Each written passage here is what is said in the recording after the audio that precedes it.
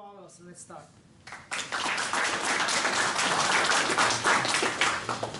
So, hi all. You can hear me well? Yeah. Okay, thanks. Okay, so two previous speakers were talking about the most interesting part you guys want, right? So coding, right? But there are a lot of more activities in the whole product life cycle, right? You need to plan, you need to define, you need to develop as well, but then there is also some activities between lines, right? Such as collaboration with and test it in the end of the day to get some quality. So before you're asking a question, what is this testing sheep doing between dev wolves? Wanted to ask the question, how many of you are related anyhow to testing or quality?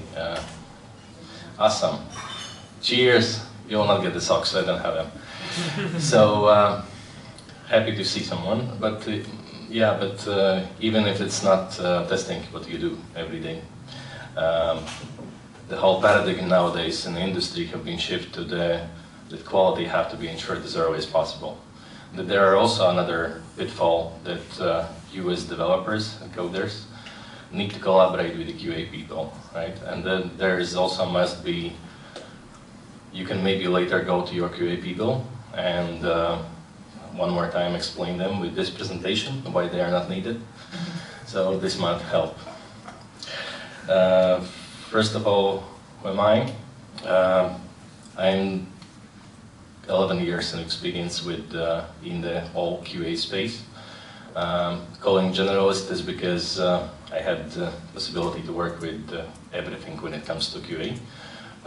Being its security, performance, accessibility, the functional part, the domain level, product level assurance, etc. Also did perform different roles. And then what I'm currently doing at Cognizant. Cognizant, by the way, is the company who delivers the consultancy services, right? So we don't deliver our own products. We help the organizations all around the world. And basically what I do is that any client who is our client of Cognizant in the Middle East or Europe, or would like to work with us, I'm responsible for defining the strategy of how quality should be working. I'm also helping to transform organizations in moving to the better in-built quality, and also defining some testing standards, quality gates, etc. in the organizations on enterprise level. So it says that we always try to do things faster and cheaper, but how the first speaker was talking in the terminology of the title he had is basically always think about how to be replaced, right? So something about that. So basically how the QA have been transformed.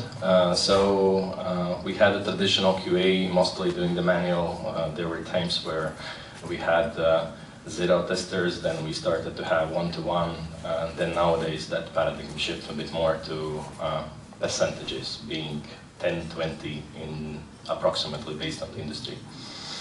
So then everyone started to look into, okay, how we can make that faster, right? So we started to talk all about the automation, and then we started with the conventional automation. Basically it was all about automation for regression. Then things started to move, understanding that, hey, maybe we can use the automation beyond just checking every week something, but actually there are tons of activities every day we do with respect to data, with respect to design, with respect to having bottlenecks with the test environments fully integrated, etc. Then we started to look into automation in that space. Then we more moved to automation across the whole life cycle, started to look into the data validation, test data management strategies. I'm more than sure you had in your company's problems with that. And then basically AI appeared, right? And then this is the moment when first everyone started to look into the AI infusion in the test automation part, right? It's very similar as development, right? So you need to develop some code, but in this context it is scripts. And then basically Gen AI, right? So about how now we can look beyond the test automation, how we can forget a bit about automation, and beyond that get more achievements in other activities we do day to day, which are crazy and not interesting at all. So the question would be, of course, if do we need to go through all steps to achieve? No. So AI is one of those technologies which appeared in the markets quite disruptive way, so which actually can be done irrespectively of where your QA maturity is. It can go across the whole life cycle and can be infused even if you do manual testing traditional way. So I will look a bit into the where we could see the use cases of QA, and we were looking into that from 2016 already. So to bucket down and simplify a bit, then AI currently in QA world is basically made for acceleration, for optimization, and for modernization, right? Basically, for acceleration, this is all about the generative, to generate something. For optimization, it was all about how to predict the pitfalls of the quality. And then preventive, or how to set up the techniques and mechanisms early stage, the way that we don't need to test, but we actually can prevent something from being failed in the later stages. So I have listed down some activities of where we explored the possibilities across the life cycle of the testing. So on the planning and requirements level, basically what we do, we have some requirements in different form and shape. Sometimes they are well defined in some Jira stories or Jira user stories or whatever, but in most of the cases it's not well structured, defined, and best practices followed by the business, right? It's all based on maturity. So this is the biggest place where in planning and requirement stage we actually can analyze some requirements in any form, and I can say even we have achieved a situation that we could fetch the AI, generative AI, with different forms of data, such as plain text requirements, even someone chatted you in Teams or Slack, or also sometimes the requirements are built the way that some business user, end user, just called you on a meeting video and just explain it, and then this is also the format we can get and fetch the requirements of it. And the next one is that, of course, we are designing the test cases, and we are designing that in different formats. In formats of BDD, we analyze, we generate them in the test data requirements are generated continuously there. We generate some SQLs to be able to fetch some data from databases. We also have different nowadays speech and opposite way text chatbots. Where as well, to be able to test, you need to translate some voice to the text, or opposite way, text to the voice, to be able to test something there. When it comes to automation, so we try to infuse that, making it continuous. We take the test cases, move them to automation scripts, being it Selenium, Playwright, or whatever you imagine. Then non-functional testing scripts, the simple examples of the Gmeter, which we use, right? Then as well on the right side, what you can see here, it's all about what was also explained by the previous speakers, right? That they are doing some coding as well. You are debugging, you want to move some framework to old one to new one, etc. So those are also use cases. Then next one is the execution of the testing. So that's all about, so how now, when you're trying to keep your 100 end-to-end test cases suited, how to make that not failing so much as it's failing now, right? So this is all about the simple object orientation changes or whatever, right, can lead you to the failure, and then someone need to go and check, and then self-healing is definitely the hot topic nowadays in the industry. Also how to do the simple things like how to now your scripts have to be executed, how to generate some CI/CD, which is quite a common thing. You create it, execute, and wrap it wrap it down. So then, as well as how to predict the things. So there, we have seen a lot of cases where you actually, by starting to execute your testing, you catch some defects which were catched always, like for a whole year, every week or every 2 weeks, right? So this is something we can train with, and we can predict that.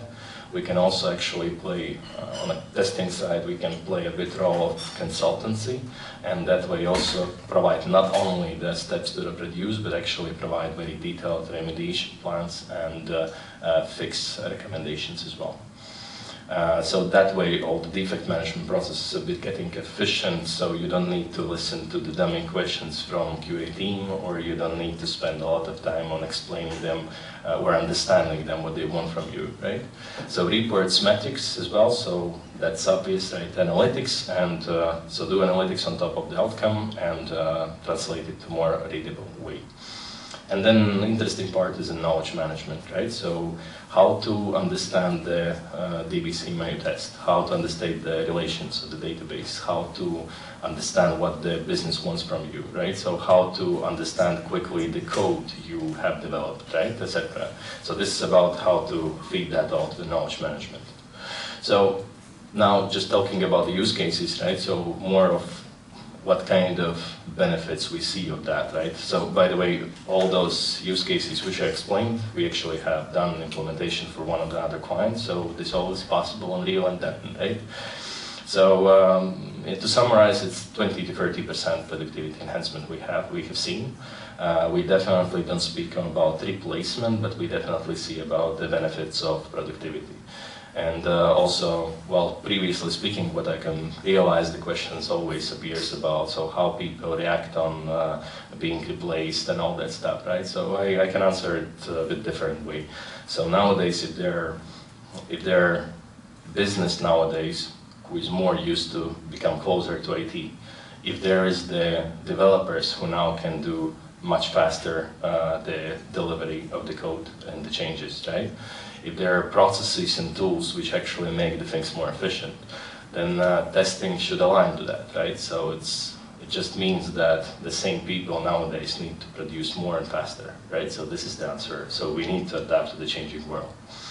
So, but in general, it's like we try to summarize on how the productivity gets, what kind of outcome we can get out of all those activities, and this you can see some numbers on the screen.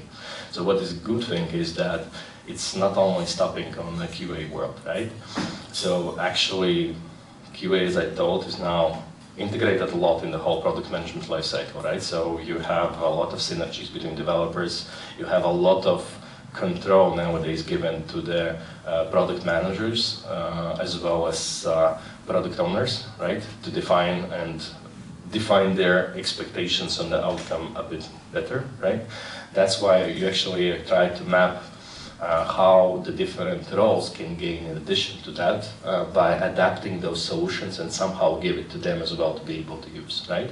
For example, the planning and requirement stage, it's obvious, right? So requirements, even though nowadays I see QA people becoming also responsible for that, not only the product owners, right? So, but still, right? We can give them tools and outcomes of those generative tools, outcomes, and that way can make their world as well faster, more transparent towards them, and then they understand what we actually do there. So beyond the actual productivity, right, there's indirect and influencing outcomes as well coming, right, the value of it. So I can mention some of them, right? So now if you can make the things faster with automation, right? So you can actually fit within the short cycles and periods to do more things, right? That actually allows you to make more coverage because you are limited to some time constraints, right? Where you need to pick based on priority.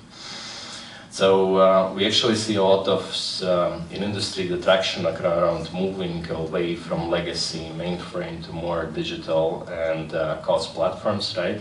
And the biggest problem there is that such a code is a COBOL, right? So there's most probably an organization like few or one person who knows how that works. And then we see a lot of benefits in assessing that, read the DB, right, relations, read the code, and that way come up with the business cases. because I have worked for some maybe 4 or 5 projects this way, and everywhere they say, oh, there were some people who knew have the information, oh no, we don't have any documentation, right? So how to define the scope, how to define coverage, etc. So there are a lot of benefits I see in migration projects and modernization projects that we can actually quickly get out of some code or some requirements or somewhere, some understanding about how the application works at all. The knowledge part as well, right? So all around this, so there's always dynamic market and talent, right, in the teams. So we are getting new people coming to the team, and we spend a lot of time on training them and upskilling them, right, on explaining how this all works. So knowledge management actually have a big portion of benefits as well in that space. If you define this properly, if you feed it, if you make it as a one-stop shop, where everything, when it comes to business processes, technical documentation, anything can be read in one place. Of course, the quality part, right? So if now you have more time, you can make a better coverage. If you now can, it was well described by the second speaker, that now actually you have a lot of possibility now to actually step back and start to focus on the quality of your code, right? Because in the past you were restricted to some timelines and some dependencies, and you had to focus on generating the code. So there is the difference of that. Now, as far as this session is about the tools, right, I will at least cover some of that, right, but I will not deep dive into giving the exact examples, right. As I told, I'm working in the company which is agnostic to any solutions, right. We every day see different ones and try to summarize, right. So when it comes to what kind of tools can help you to make that achievement, which I just showed before, I first always start by asking question on what kind of tools you have today, right? So, and in QA, we don't try to use one tool or few tools like you explained for coding, right? But I try to see how the different tools actually can be integrated with your framework. We have a lot of options. Actually, Tricentis did a good job on making all their tools with the inbuilt features of AI, right? For example, the light compare part is for now we don't execute every time everything, but how we autonomously define or based on this code change what it have been impacting, right? So what kind of business processes, what kind of test cases it have impacted, and that way come up with some analytics out of it and understand, okay, so then I need only to execute this subset of the testing and I don't need to run full regression every time. So the Tosca as an automation framework, right, have its own inbuilt copilot, have its own inbuilt test case design with AI, right, it have own built generation of the test data, and as well as self-healing, which I already explained before. So there are more tools, like LeapWork, for example, is quite emerging tool in the market, and I can say that it's one of the first tools who didn't apply the AI for making it smarter, but it was designed initially AI first, right? So it was built the way that it have AI focus, and then of course using some features of other tools. And there are more than that for sure. And GitHub for sure is also used by us as well. And I will not deep dive in how and what kind of features, that was very well explained previously, right? But we did some assessment from QA lenses of how now GitHub actually we can also utilize, and not only you, right, as developers. So just to summarize it a bit, definitely everything about the generation of the different files, the context, etc. Then framework, integrity with the framework, right? So you don't need anymore to use IDE, some IDE, or specifically the frameworks available screen where you do the code and repository analysis, but actually you connect that simply with GitHub, and then everything what was explained about the GitHub Copilot help with respect to maintaining the code, refactoring the code, analyzing the code, etc. So that actually is also applicable here. The code management part, right, the documentation of the code, the explanation of the code, etc. Because in many cases there are like one suite of automation and 5 people, and nowadays the industry moving towards getting rid out of manual, and we call them QA to QE, right, transformation, basically quality assurance to quality engineering, where we expect most of the people nowadays to be able to do some portion of automation as well, right? So if in the past that was restricted with some skill set, that nowadays it's all available for everyone, right? And then this part of frameworks, connections, etc. This really helps a lot. And then what we see not so well working is, of course, the security part of things, right? So we have those Sonar Cloud and Sonar Cube or whatever you want to be able to do that for you, right? But yeah, so if we talk about accessibility, I still see some good tips and helps the existing copilots can help with respect to VCAG standards. But when it comes to security, it's lacking a bit still, right? And also if you already use some low-code automation tools such as Tosca or Red API, whatever, so then it's, of course, doesn't give you so much benefits out of it because, yeah, but then we can go back to previous slide and say that then use inbuilt AI features, right? So, and that's just to summarize, right? And then now the question is, I ask so we are there, as I told, right? There are 3 ways. There's use the AI features which are inbuilt in some tools which you use. The second one was about the use some copilots, etc., which are infused later with connected with your automation tools, and that way solve that. So this one is the most of the case which is goes for, right? Is the client don't have those commercial tools most of the time; those are very expensive, and also there are in many cases a lot of things not yet created in their environment. So maturity of AI organization is not high. I mean, it's great that we hear a lot of examples, but in most of the cases I am working with in Europe, they are not even have in many cases some approved LLM which they are using or any chatbot solutions they have, because you cannot just go and some Microsoft Copilot or ChatGPT and go and do the things, right? You need to make it more custom and local for from a security perspective, right? So and that's why we are trying to build the custom solutions in most of the time, and don't look on those solutions specifically being it's Azure OpenAI or being it's in most of the cases those are some Python libraries which can be used for AI logic and analytics, right? You know those tools, right? In most of the cases, if you're coming here, that you understand some background, right, of what kind of alternatives you can use. This is just one example, right? But this is how we usually build the custom solutions for any of the use case you see in there, right? The main idea is that first you need to connect that solution to some existing data, and data can be in any form. It can be Jira, it can be whatever you imagine, right? Azure DevOps, etc., where you're storing the documentation. It can be connected to the SharePoint of the documentation, right? It can be connected to the tickets, right, or the user stories, test cases, etc. That way you feed through some connector. Then basically, of course, that data usually is unstructured and not very well clear for AI, otherwise you will get some dummy outcome. That's why you have some context aggregator level.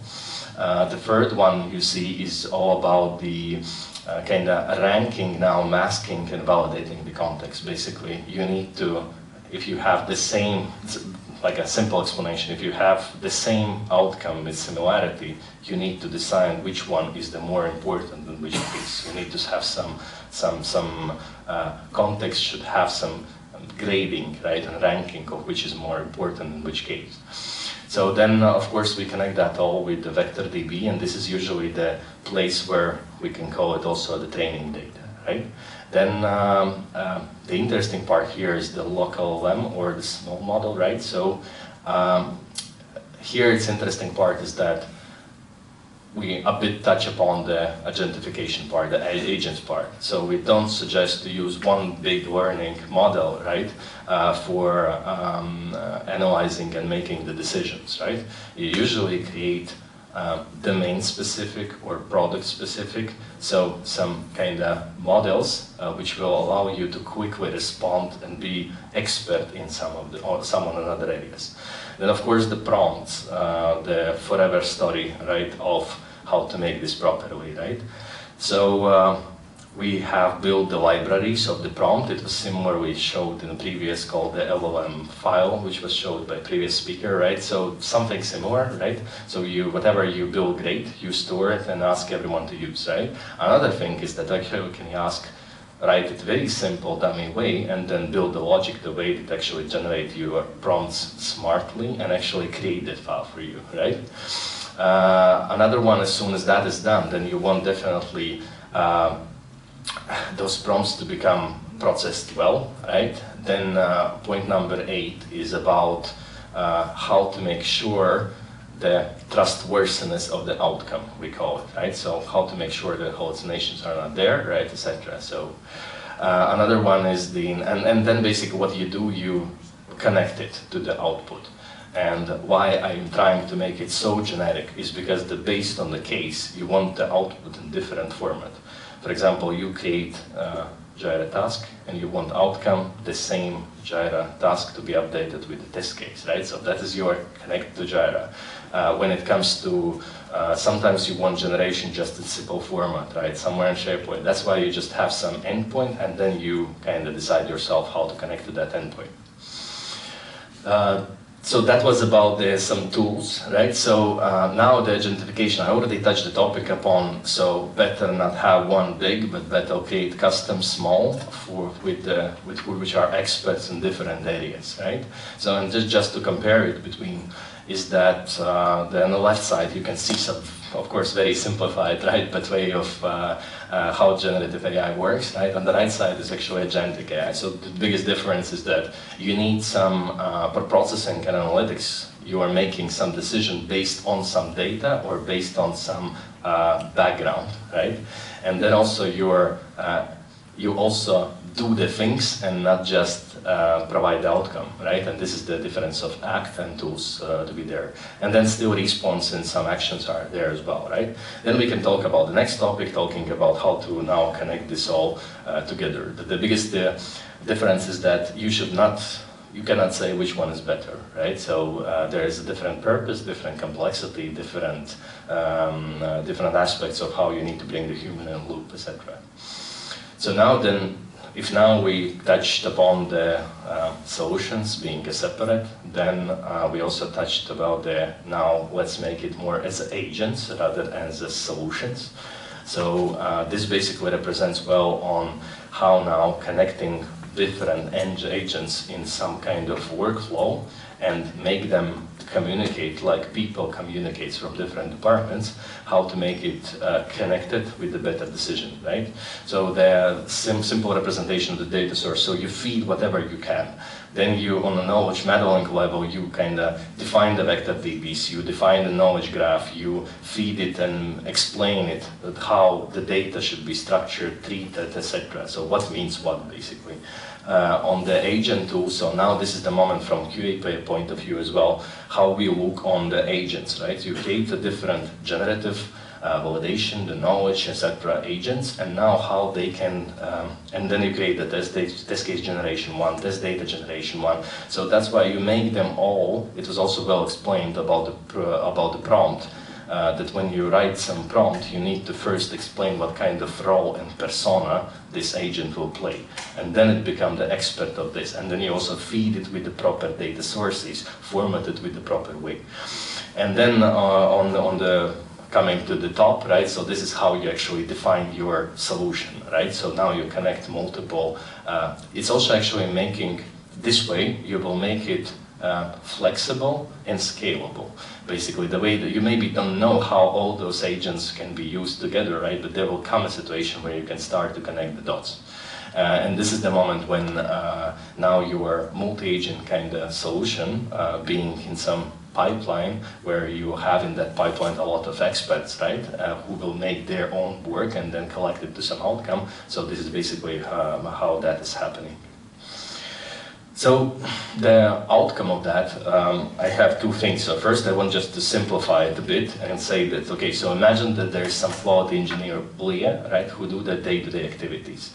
So first of all, as I explained, that person needs to gain all the knowledge about the application, about the domain, about for what reason this application, which is under test, is needed at all in the overall business process perspective. So basically, and that is actually built in a common kind of Gen AI powered knowledge management bot, right? So as I told before, it is set of different sources collected to one smart piece of knowledge. And then you put GenAI bot on top of that to talk with your own knowledge repository. So as soon as that is done, then you usually move, okay, so now we have quite well defined the user stories. I know where the documentation, I now know how the system works, I know how many interfaces it is and how those interfaces work. Now I move towards, okay, so now I will generate my own test cases, right? So that's usually, that is the second step. After the test cases is defined, now how to those test cases you are deciding, making a decision of which you will automate, and then you simply automate that in Selenium or Playwright, right, whatever. Then actually this is the moment when you are not the expert and also you cannot fully trust the code generated by GenAI or by Copilot, right? And this is the moment you try to one more time double check if everything is written proper way, because as I told, we are not developers, we don't know, you are experts in that space, right? So basically how then now to make it refactored better, right? How now all the new test cases are not just dummies spread across everywhere, all repositories, but there's some logic and structure in that, right?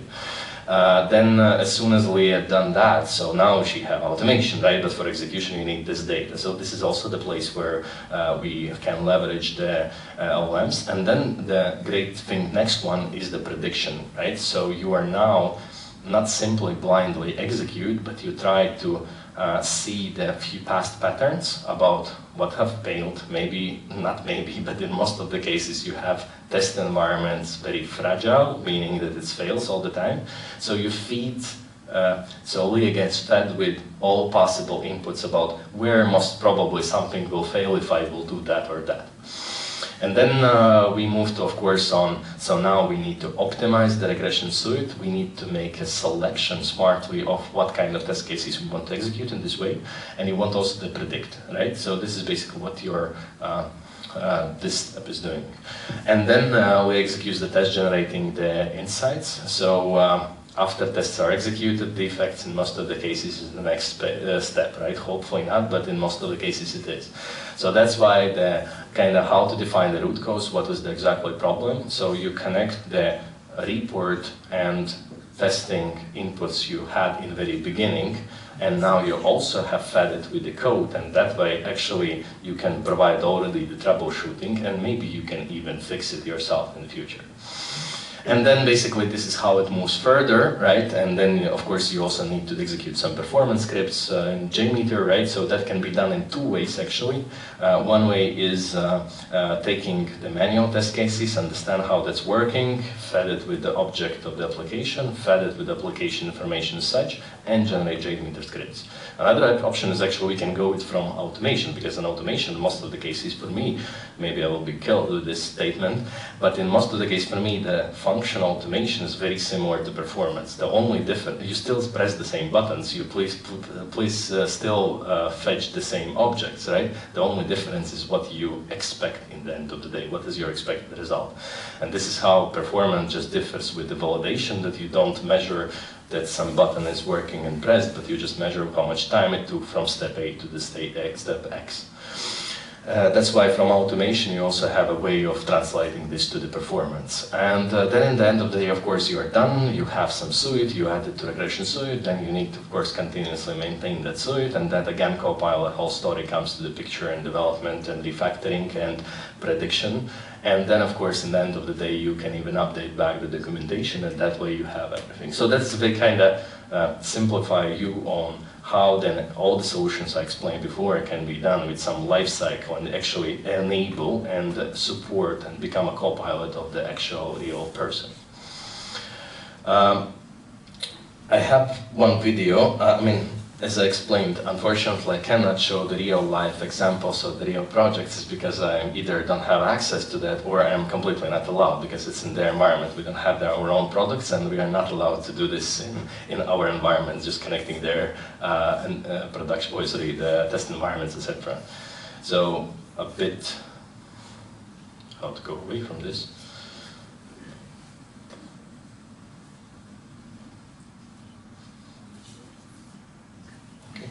I will just simply show, so there will not be a better than marketing team who could do this better, right? So definitely, so I will show some video of But before showing the video, I want to explain. So I showed the QA world, right? But I want you to step back a bit and think about the whole product product development lifecycle, right? That basically PDLC. And when you do that, you don't only code and you don't only test it. There are a lot of synergies and communication interactions within those people, like product manager, like developer, like QA, who need to collaborate together to deliver something as a common outcome. So this is the reason why I wanted to show you how this all gets connected to the multi-agent, and how this all actually can, the synergy and collaboration between the teams can be achieved. So there will be a plate, I don't know. Cognizant FlowSource PDLC Assistant is a user-based persona-driven bot, which integrates internal data repositories to generate responses. In this demo, we will see what Cognizant FlowSource PDLC Assistant does. So there are three roles basically: product manager, QA, and developer, which can be showed how in one common platform, Based on different assistive platform, personas, can work we together. can use the assistant to perform the following activities. Product manager persona utilizes the platform to understand product roadmap, user story impact, and create epics. QA persona creates test cases for the identified user stories in Java Selenium scripts. Developer persona understands current project structure and creates relevant code along with screen wireframes.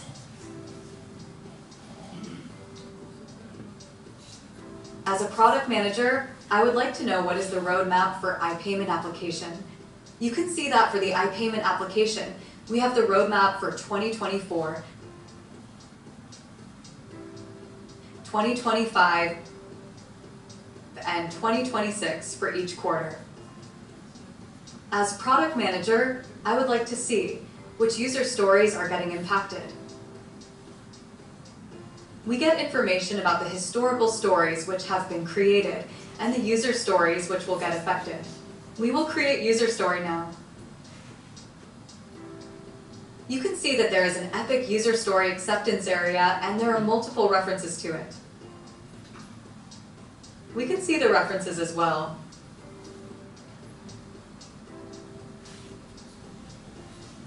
As product manager, I want to do a quality check for this epic and user story. I want to see out of 10 parameters, what is the final score and how good the user stories are.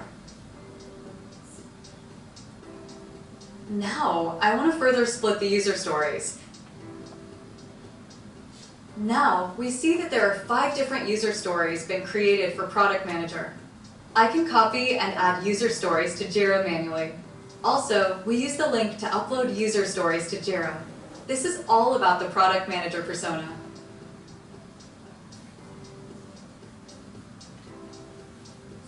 As a QA engineer, I want to create test cases for the above user stories.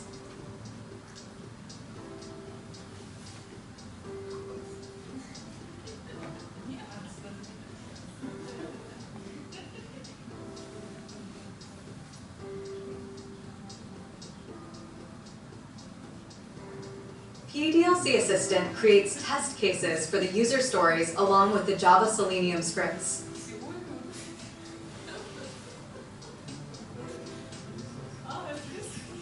QA engineer can understand the latest changes and modifications which would go into the platform or the project.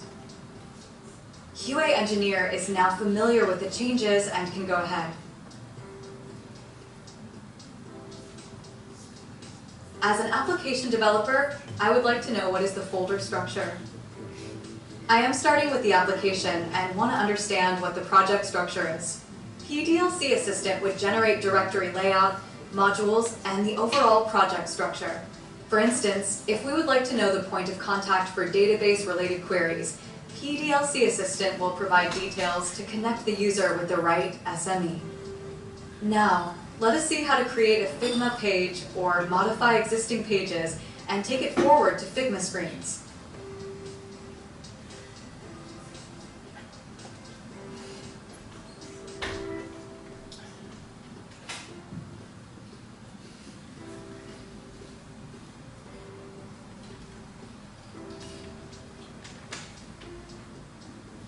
PDLC Assistant can also help in creating the HTML pages. Here you can see Zell where we can modify the existing application. We have given the product title, statement, and objective. In the next step, we have user actions, touch points, and other details. This is all about the 3 personas who can leverage PDLC Assistant across the phases of SDLC. Thank you. Okay, that basically was the quite simplified view, and because it's hard in demo to show very complex something, right, you would spend here 30 minutes. But basically the whole idea is that you don't look on GenAI only on how it can help you specifically. There are a lot of roles across you, sitting with you, working with you daily, your colleagues, right?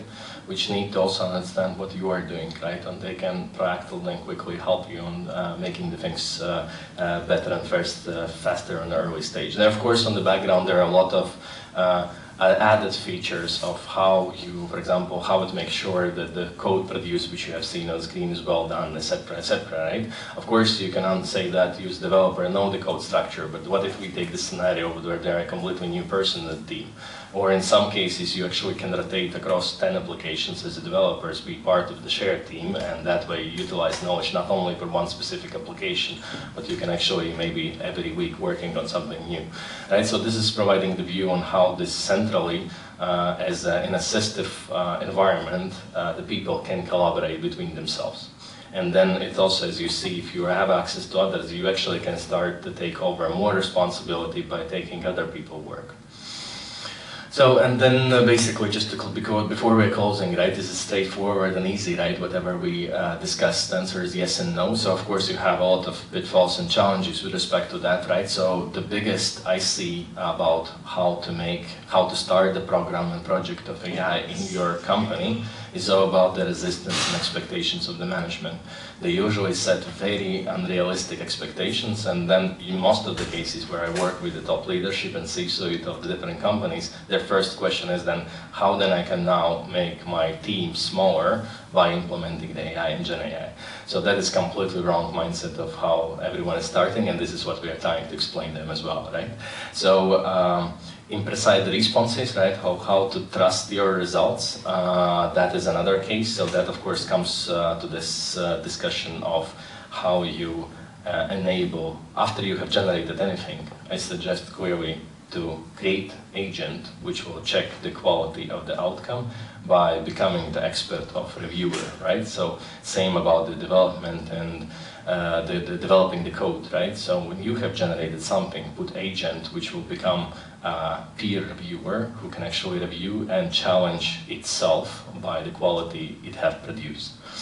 So when it comes to reliability, like in any of if the whole nature of AI systems, right, when you have both probabilistic and deterministic part of the things, right, where probabilistic is all about your AI agent, splitting usually to 3 models, right, the training data, the logic, the model, and then also the outcome generation.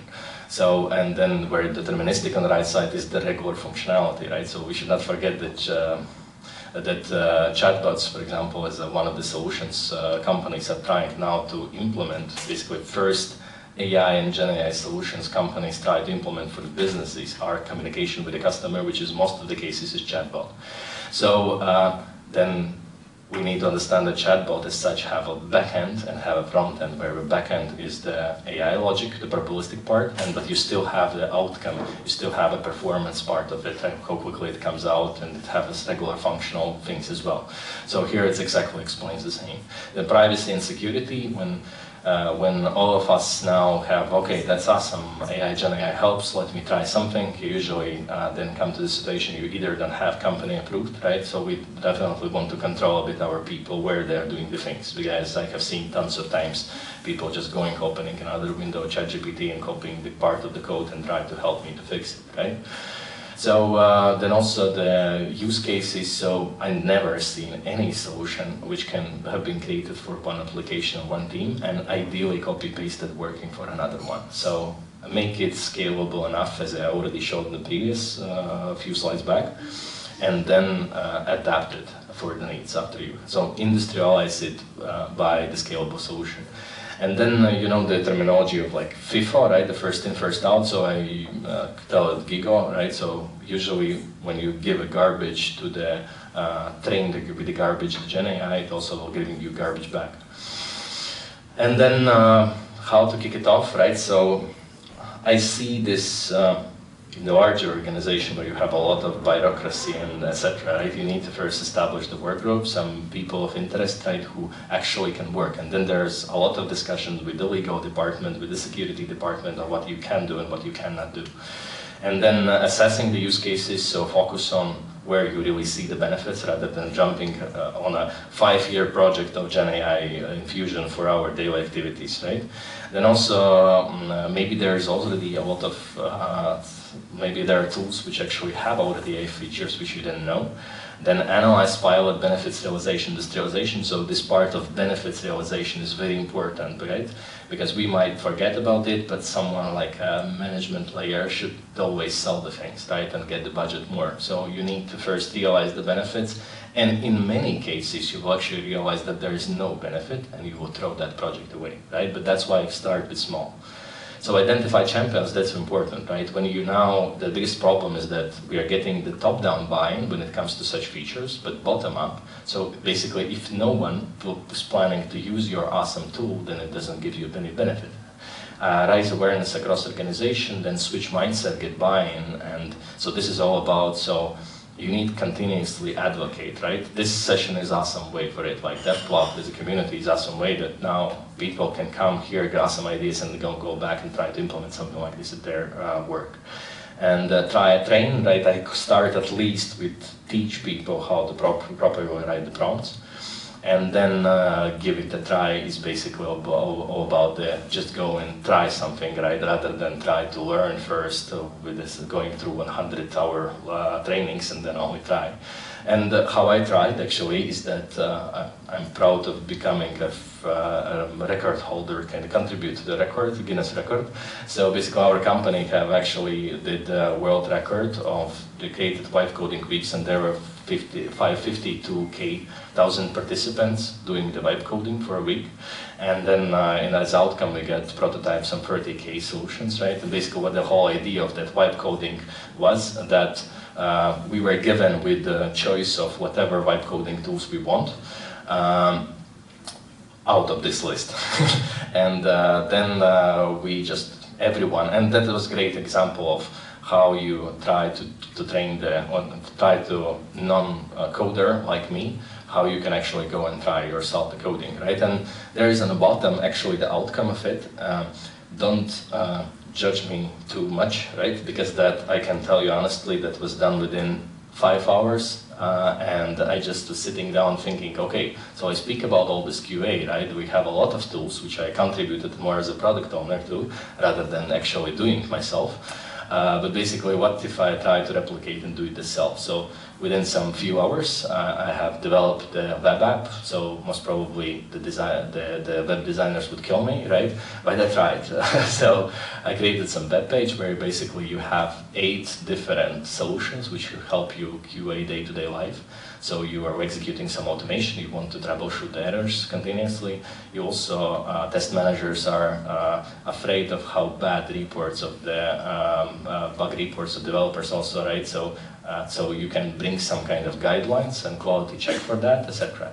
So this is just, you can just go inside on that page I showed on the screen previously and just try it for yourself. Of course, don't put it any sensitive data there because it's just simply deployed on the lovable environment, right? But try it out. I mean, this is, for me, was like great kind of exercise of just, I imagined whatever scenarios I usually faced on the problems with in QA world, and I tried to make it a solution for it. But again, there are a lot. It's a prototype. Their AI actually is the, I have used the Lovable.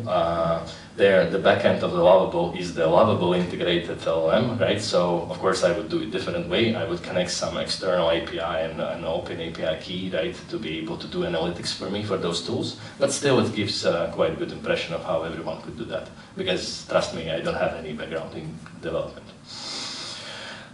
Thank you.